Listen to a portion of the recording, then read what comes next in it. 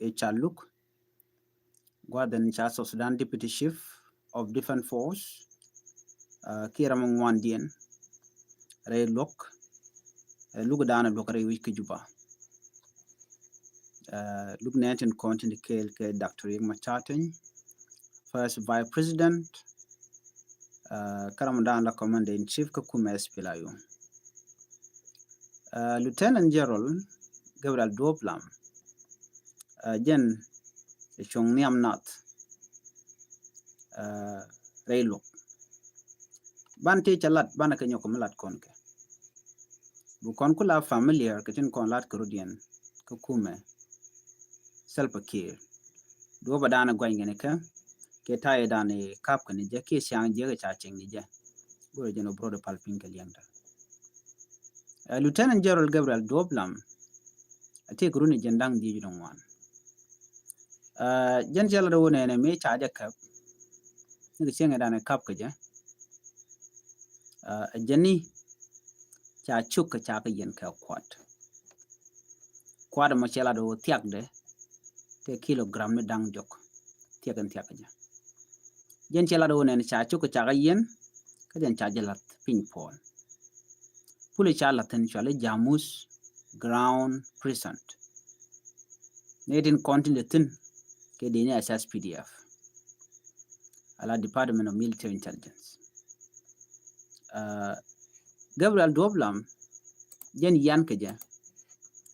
Kia Kapo de Kachang one Kapai Dok, Runkin down road and down road with the ditch. Jen Changadan a Kapkanija. Kalugan Jen Bang one with the Badak Din. Mija Chong Niam Nado. Kijay Lat. Freedom Wall, Wiki Juba. Lieutenant General Gabriel Doblam, Charwach. Jenan, Chayan Guam Chorlo, Chayan Guam Mijak. Chayan Kanda Ground, Chayan Pinmon. The Jenmit Pinmon, La Jamus Ground Present. Janyan Guada Chayantin, Chatuka Chamika quantity 3 kilogram. Chelado and a Guadana Chayantin, a Guamijak, she Guamideran Yentin. Jenny treatment at Twiniha, Chaching Chitko Sharan. Chaching a jack, a Jenna me a Shang Mijak, a inhuman, degrading. Ko Charan Chadicum Chono. A Jenna, a gentleman on a pin pole, ko Kapaja, a chunk of one. Gentleman Nanka pin pole. Nanka cha chuka chaka yen. Chatika chaka cup, chaka yen, chuka quantity to take a 3 kilogram, quantity of tiak to chanda lonkami, Ronyaka. A jenna, a jenaka chang well kill. General Doblam, Jajo Mechijala, Chang well kill kapang or ronkin dang road and dang road the age. Janisha officially dang diokokin, Kakuma Spila, Shwaka Nunkude. Near the talk a bodyguard, Dr. Machar, first by President Dak Machar, Janisha Kanang, Shwanang Kude, Janakankake, Retigian, Tiger Prison, Joanaka military intelligence, one Mitike maximum prison, Janisha join and Guadran Titan. Canada Conacha Yen Kajakel, Retigian, Chela the Georgian Ramaniam, Brigadier General. Mark D. Dio, can Brigadier General Pardang, can Major Ruth Chok. Jenny Dang to teach one could have got down Chayenton. She can edit la senior army, Kakuma Espila, Calado Nena. Can a chachang a jack? Can a chak physically can jachang a jack, chaga dwitch, Kachaka harm, can a chaka torture? What they done a Chayenton. Chala de Kenano Name, Chujien, Ko, the Chongran, the Jagang, Kenja Chondian Chabat, Chicken Joma Chicken Lat. You mean that Kandang one, Jagayen,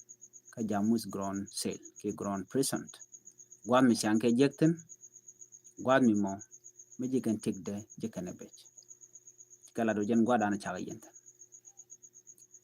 jena mi chika tere ti jeno ci Lieutenant General Gabriel Doblam chela do nena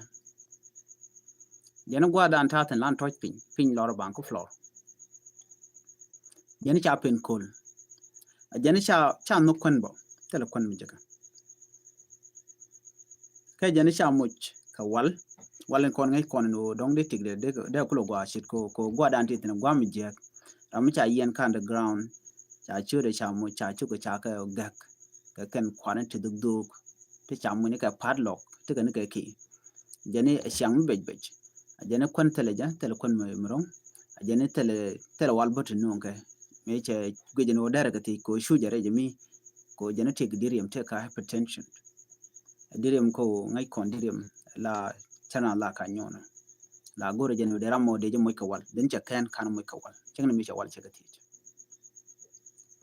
ci Gerald Doblam chela de joy gwas men go nene jeni kwa ka dial gwa da ne kapitin jeni kwa ka cha kana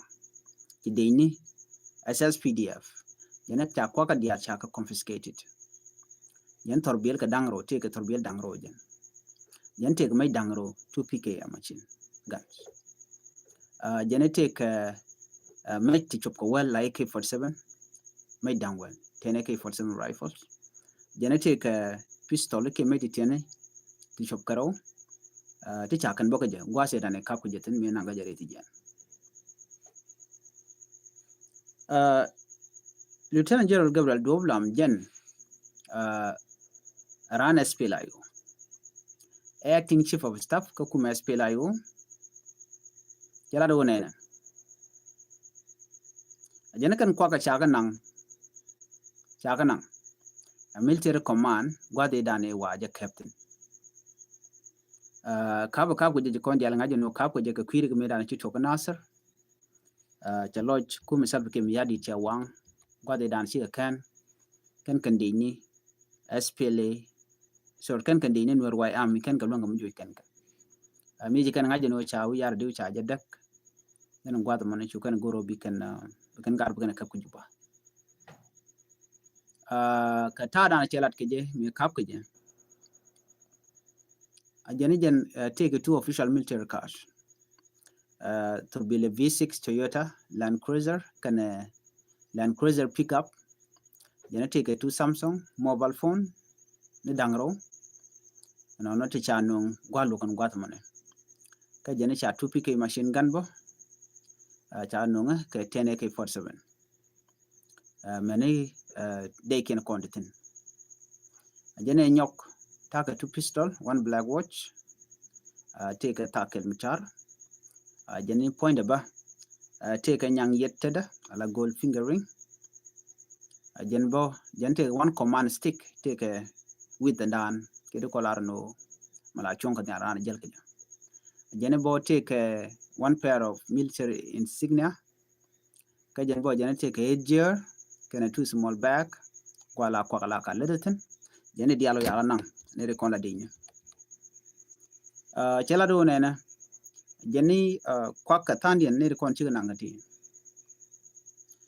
jani nang ka general administration ne re ka bill pam SSPD headquarter jen gwa dan chaga nang tin jen gwa dan tin bottom kanang ka military intelligence operation directorate of the ground force kanang kwa ka man kan ya ka kore mi charwaje che diali che kalat no cha raj mo cha yot niam cha yot ko ba jolat ka chengi cha ko lingano cha lat ka chenga jandang ro ka pai baro amlat kon me ke jene gwade dane raj tin Lieutenant General Gabriel Doblam take di chalaten te ba kep mene am chala do nene ajani chikume SPLIO yani chikume SSPDF chakalo ka 2024 gwade dan me chingwane chikin yintin Canadian County la dini SSPDF la local use norwayam meji kor moja tu okchuka berech tu kan need shop 750 tila dini SPLIO chukan deploy gwada ma chwa kor mo chwa capture ngai keja men me china ro jeno de unified force de deploy ena kor me china agree yana kan chu nyoko jen chu ka base den dan tin ke SPLIO me cha goro de lalet wachi wuri chal general Paul nang che wolok jeni chan mo chab lele chaje blat.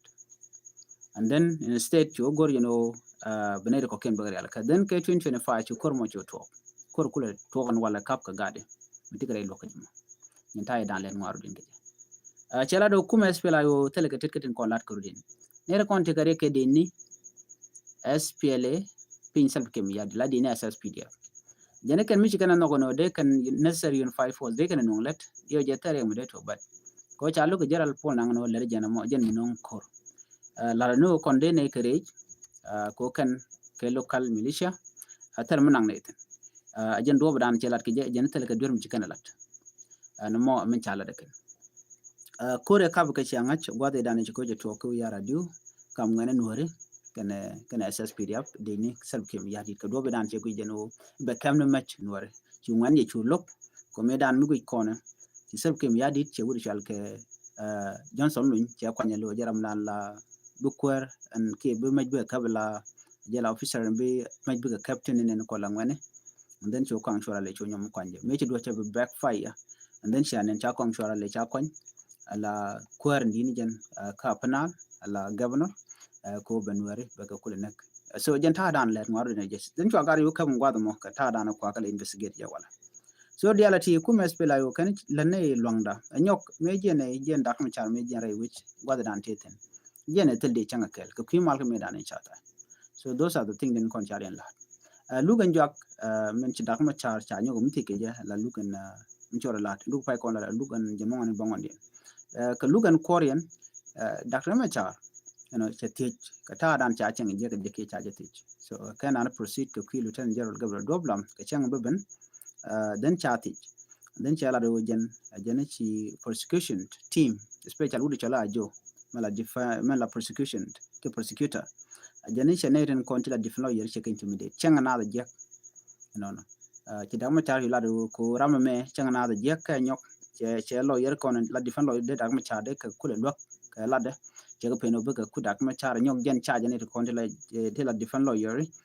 mi chang ki warga che gor be now cha gwaran wa warga waje print ke waje type ten je wala dial ti lat ke je ajo che ko la do ne ko kiji mo ko cha pin different lawyer kala tam di la jana ko ba ko latin kon bo we lat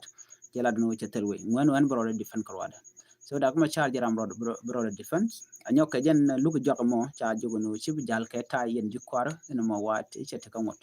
la tay ngwa da na lat na me jen dan chor lat na ban lu ko dan ten yam ban yo lo jek ani biate ko man ban nyo jek another report biate man nyo je ni ko ken